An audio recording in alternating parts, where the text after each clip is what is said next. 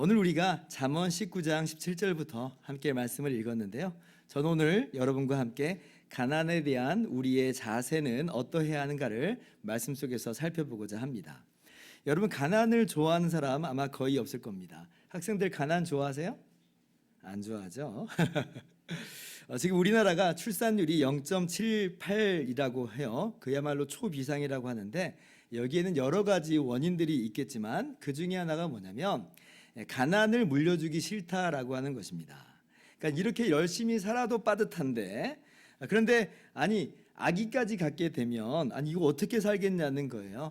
자기도 힘들고 태어날 아기도 힘들지 않겠느냐라고 하는 것입니다.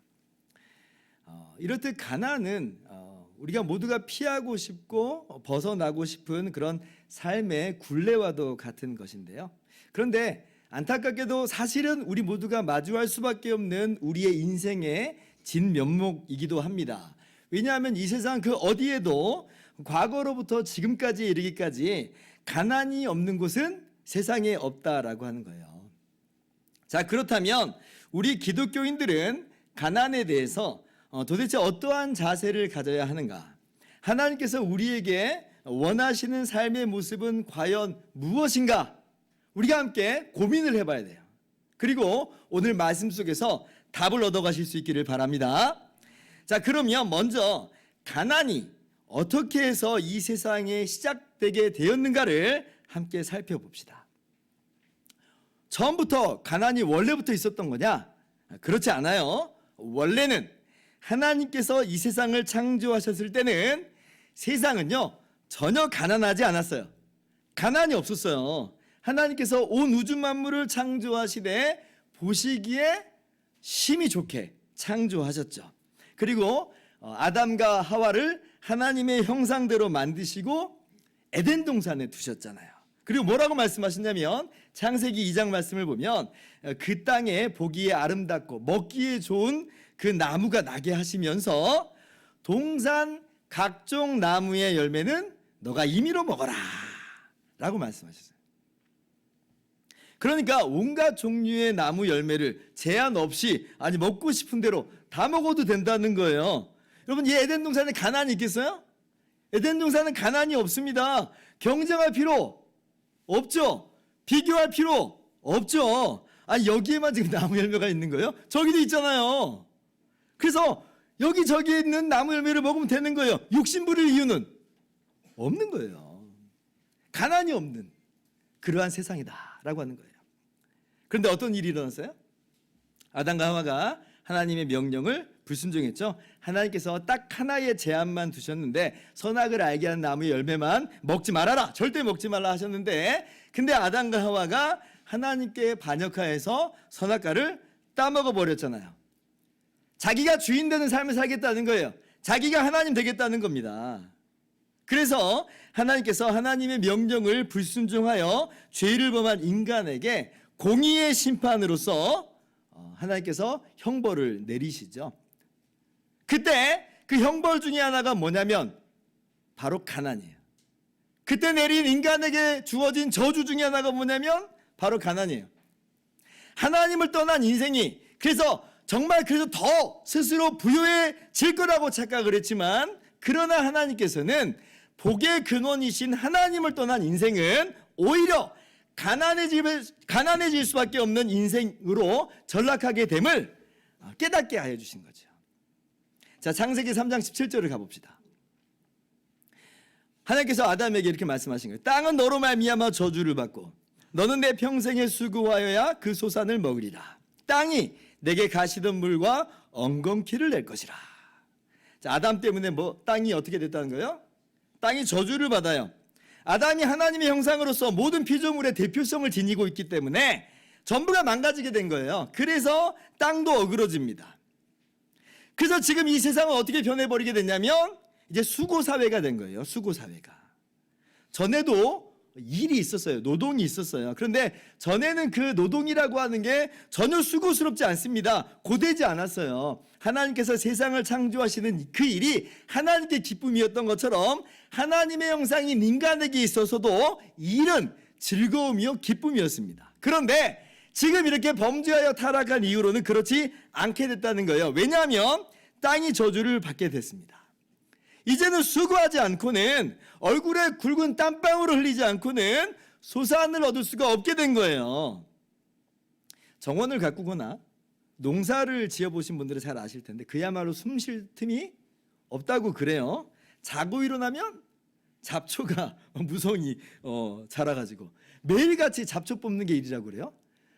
비가 시원하게 내리면 너무 좋은데 비 오고 난 다음에 잡초가 한 뼘이나 자라 있더라. 그래서 그거 뽑는 게 일이래요. 뒤돌아서면 잡초, 뒤돌아서면 잡초. 또 여러분, 병충해는 얼마나 무서운지 그걸 그냥 방치했다가는 그의 농사 망치는 거예요. 여러분, 농약을 괜히 치는 게 아닙니다. 여러분, 농약 치고 싶어서 치는 사람이 어디 있어요? 이거 안 치면 안 되니까 그러는 거예요. 안 치면 병충해 때문에 농사 망하니까 농약 치는 겁니다. 그리고 기상이변이 일어나 버리면, 요즘 기상이변 참 많잖아요.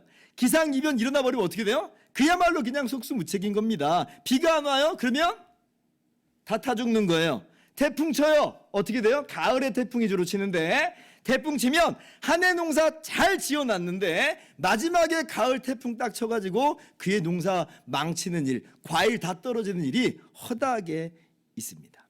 수고는 수고대로 했는데 심지어는 그 수고의 대가를 하나도 얻지 못하는 일이 이제 이 땅에 있게 됐다는 거예요. 땅이 저주를 받았어요. 학생들은 열심히 공부했는데 공부한 대로 성적 잘 나와요? 공부 진짜 열심히 했는데 성적이 그렇게 안 나와. 어떻게 이렇게 된 거예요? 어떻게? 이것이 바로 인간이 범죄하여 타락한 이후에 인간에게 주어진 심판이고 형벌이다. 땅이 저주를 받았어요. 그래서 이 세상에 그 누구도 예외 없이 이 가난을 겪게 되는데, 그 가난의 최고봉이 뭐냐면 사람이 빈손으로 죽는 겁니다. 빈손으로. 아무것도 가지를 못해요. 얼마나 가난해요. 빈손으로 죽고 마침내는 영원한 형벌을 받게 되니 그야말로 인생은 가난에 빠지게 된 거예요. 그뿐만 아닙니다.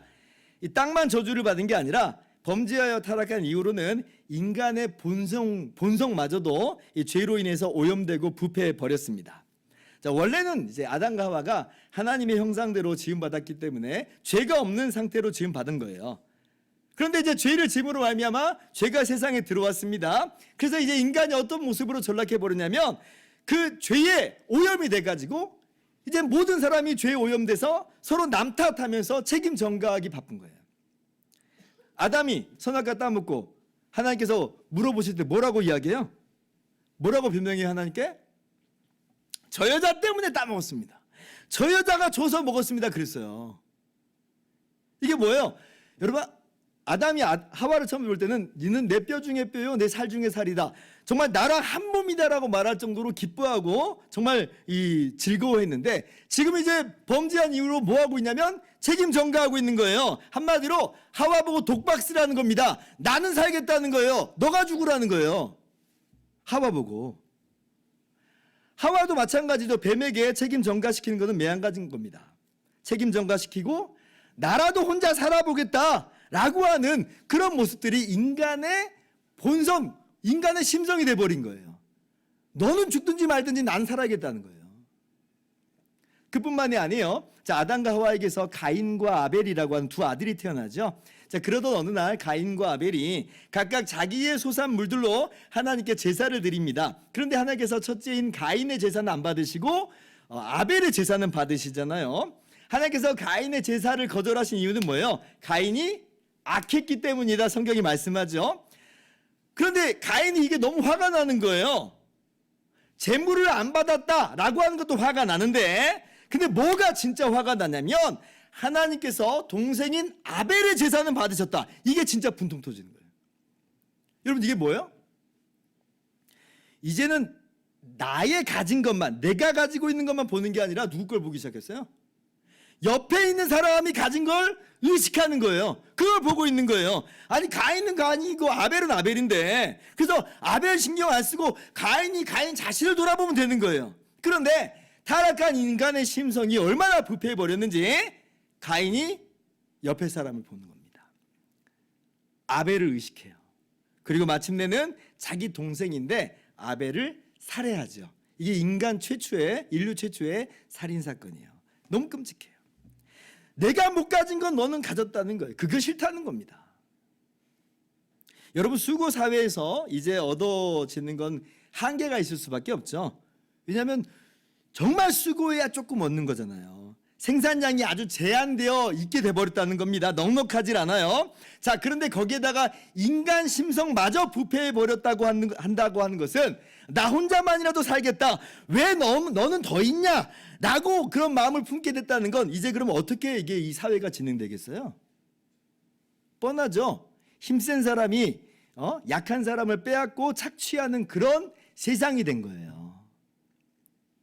왜 가난이 찾아오게 됐는가? 인간이 범죄한 이후로 그래서 땅이 저주를 받았고 그리고 사람도 부패해 버렸기 때문에 그렇습니다. 이게 원인이에요. 자, 그러면 이걸 어떻게 해결할 수 있는가? 이 가난의 문제를 어떻게 해결할 수 있는가라고 할 때에 안타깝게도 근본적으로 우리 인간 자신이 스스로는 이 문제를 해결할 수가 없어요. 왜냐하면 이게 인간의 범죄로, 인간의 타락으로 말미암는 것이기 때문에 만약 우리가 우리 스스로를 구원해낼 수 있다면 희망을 가져볼 수 있겠는데, 그런데 그렇지 못하잖아요. 로마서 3장 23절, 모든 사람이 죄를 범하였음에 하나님의 영광에 이르지 못하더니.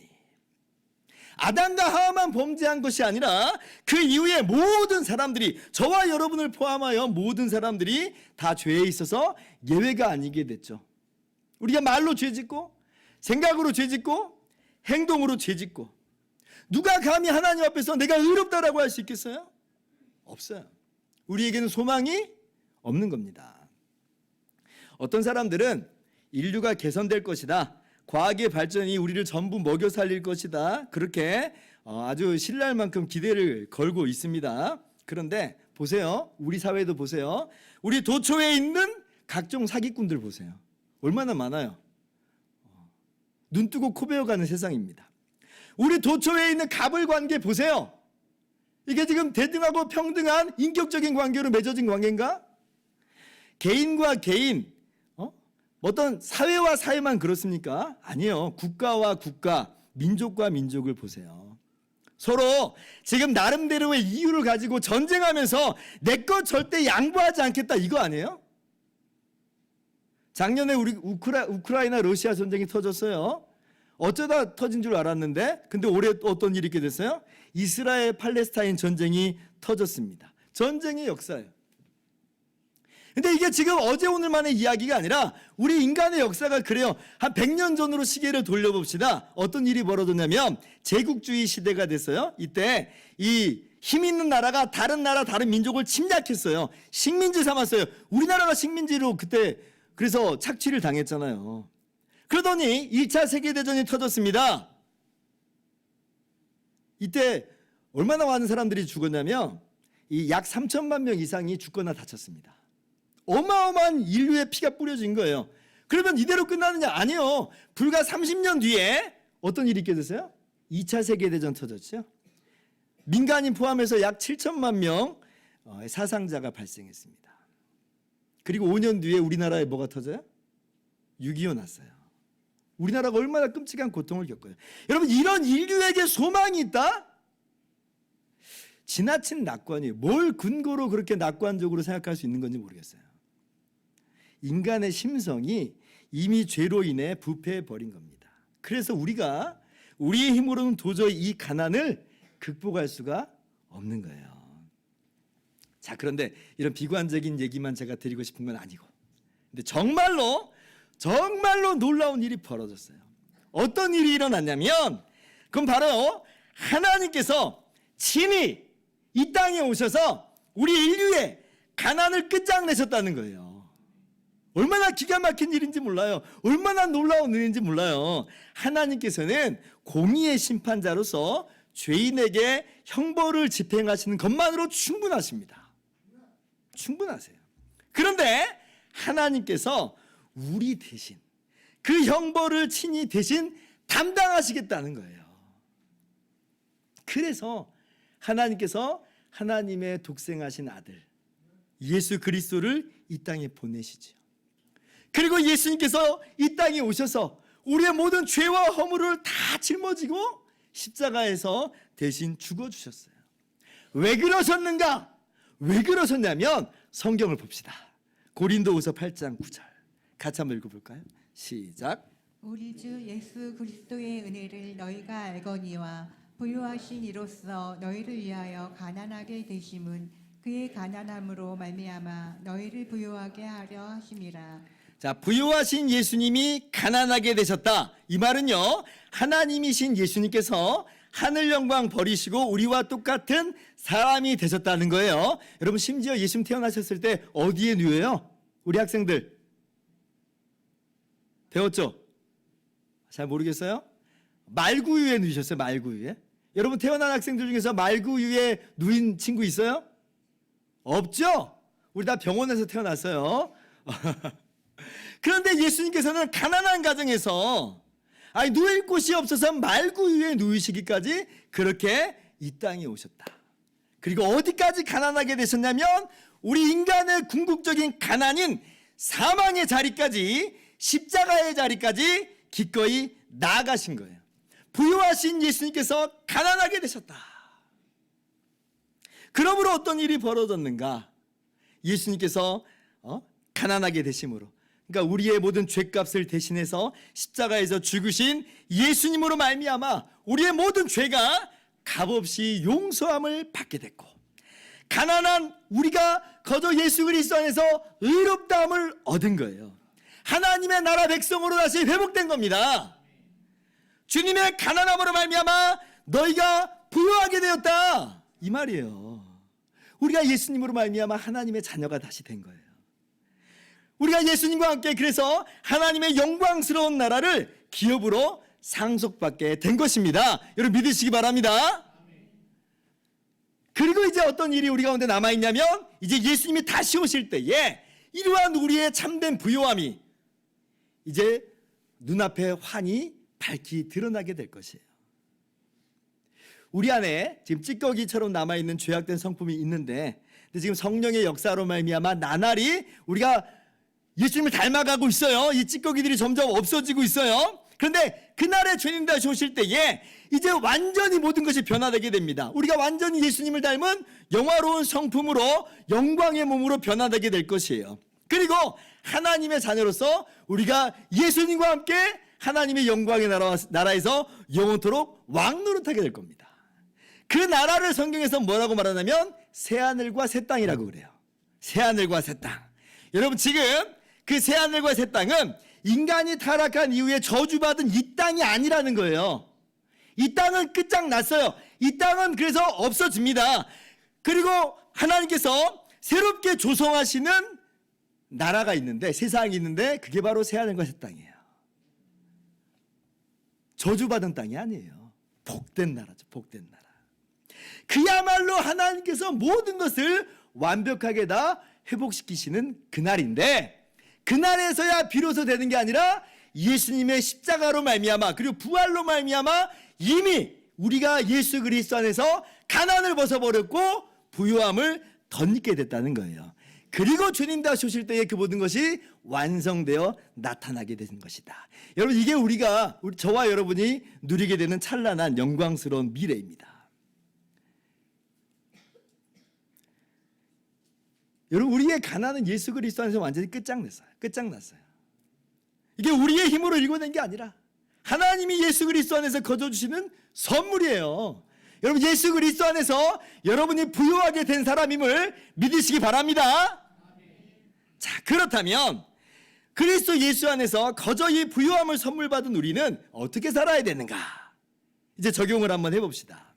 첫째, 부유하게 된 자로서 게으르지 말고 열심히 일하는 것이 마땅합니다. 여러분, 성경은 우리가 거저 부유함을 받았다고 해서 게을러도 된다 이렇게 말씀하지 않아요. 게으름을 정당하거나 조장하지 않는단 말입니다. 아까도 말씀드린 것처럼 에덴 동산도, 그리고 새하늘과 새 땅도 그냥 놀고 먹는 무의도식의 세계가 아니에요. 하나님께서 아담과 하와를 창조하셨을 때도 모든 생물을 다스리는 일을 주셨죠. 그리고 에덴 동산을 경작하여 지키게 하셨어요. 창세기 2장 15절 보세요. 여호와 하나님이 그 사람을 이끌어 에덴 동산에 두어 그것을 경작하여 지키게 하시고. 그죠?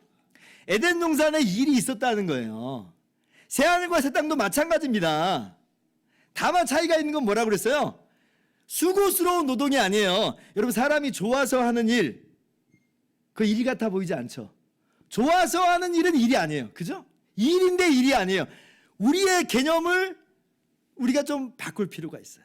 기쁘고 즐거운 일이에요.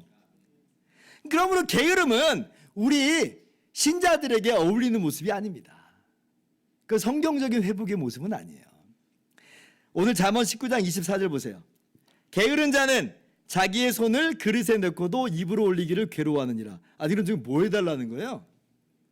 야, 나 하기 싫으니까 네가 나 먹여줘, 이거 아니에요? 네가 나 먹여줘. 이걸 게으르다라고 하는 거예요. 나는 싫어, 네가 날 먹여줘. 신약 성경도 마찬가지예요. 데살로니가 후서 3장 10절 보세요.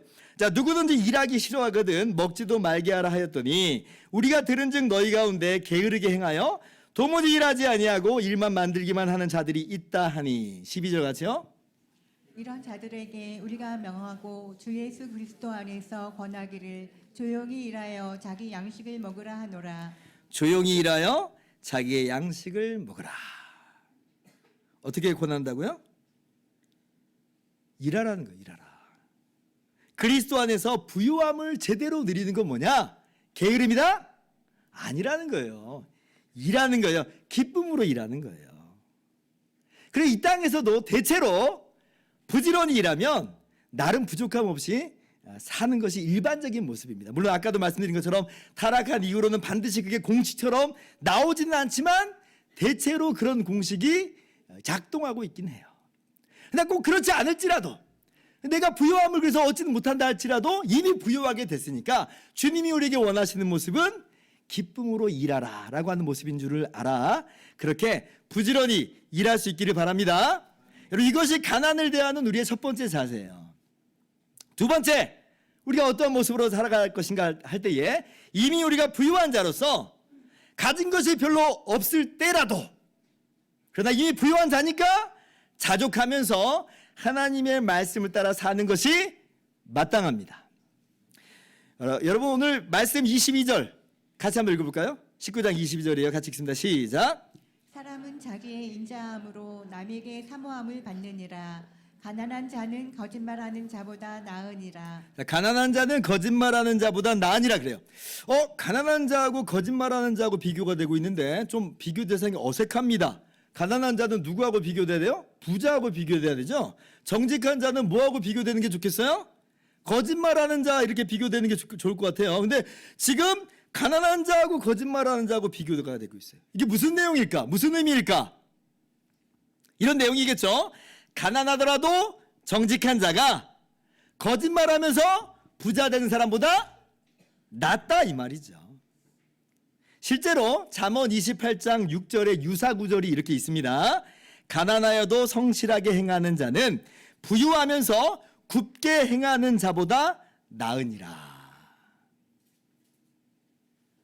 세상 사람들은 가난을 탈피하기 위해선 수단과 방법을 가리지 않으려고 합니다. 그 중에 하나가 뭐냐면 대표적으로 거짓말이죠. 거짓말. 요즘 젊은이들에게 통계를 한번 내봤다고 그래요. 돈을 10억을 주면 1년 동안 감옥을 갈 수 있겠느냐? 여러분도 한번 대답해 보세요. 돈을 10억을 주면 1년 동안 감옥에 갈 수 있겠느냐? 대학생의 과반수 이상이 갈 수 있다 그랬어요. 고등학생은 대학생들보다 더 많이 갈 수 있다.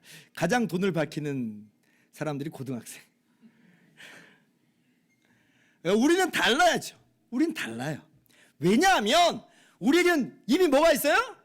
예수 그리스도 안에서 참된 부요함을 받았잖아요. 하나님의 자녀가 됐잖아요. 영광의 나라를 기업으로 상속받게 됐잖아요. 그러므로 비록 어그러진 세상 속에서 열심히 일했는데도 불구하고 가진 것이 없을 수 있지만 그래도 우리는 죄와 타협하지 않습니다. 우리는 괜찮아요. 그 안에서 감사할 수 있는 것이고, 그리고 하나님의 말씀대로 우리는 살아갈 수 있다라고 하는 것이에요. 이것이 바로 가난을 대하는 우리의 두 번째 자세입니다.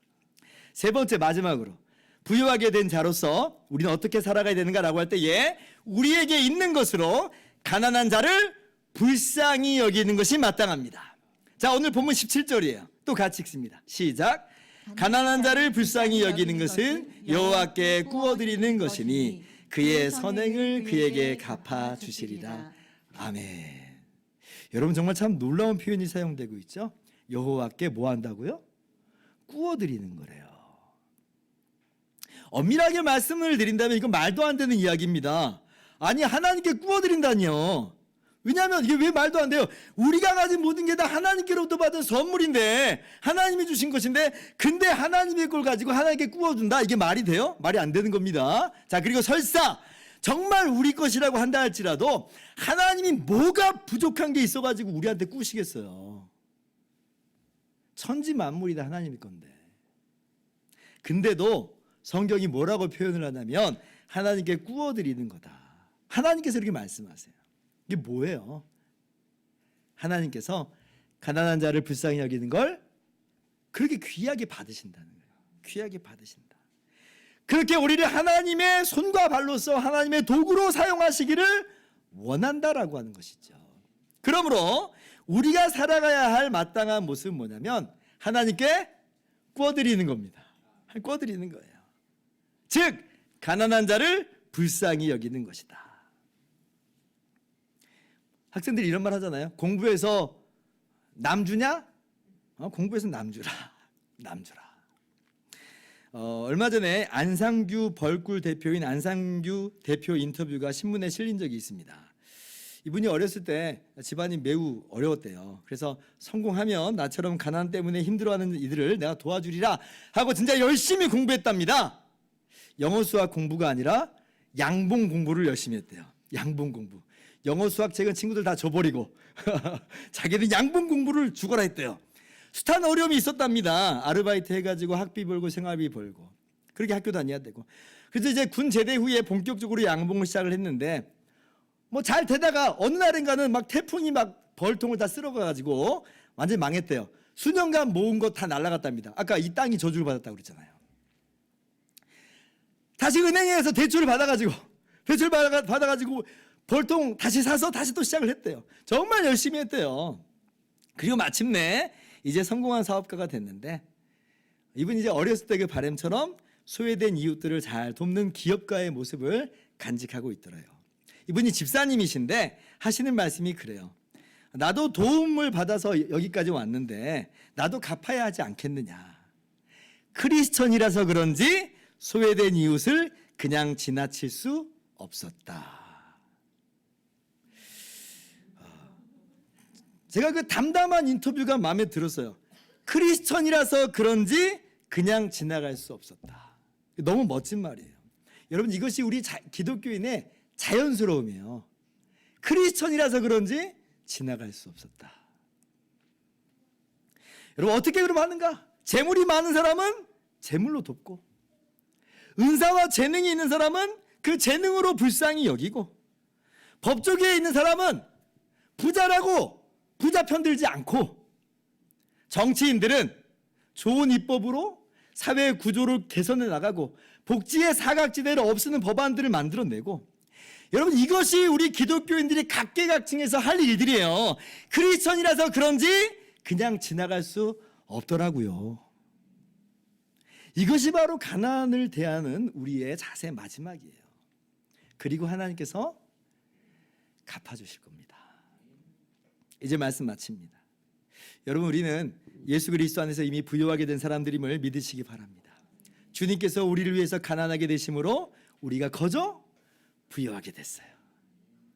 마침내 그 나라에 우리가 이르게 될 것입니다. 우리의 힘과 노력이 아닌데도 불구하고 하나님이 거저 우리를 이렇게 부자 되게 하셨어요. 그러므로 이 은혜 안에서 부지런히 일하시고 또 때로는 자족하시면서 하나님 말씀대로 사시고 그리고 가난한 자를 불쌍히 여기면서 크리스천답게 살아가는 우리 모두 될 수 있기를 주님의 이름으로 축원합니다. 기도하겠습니다.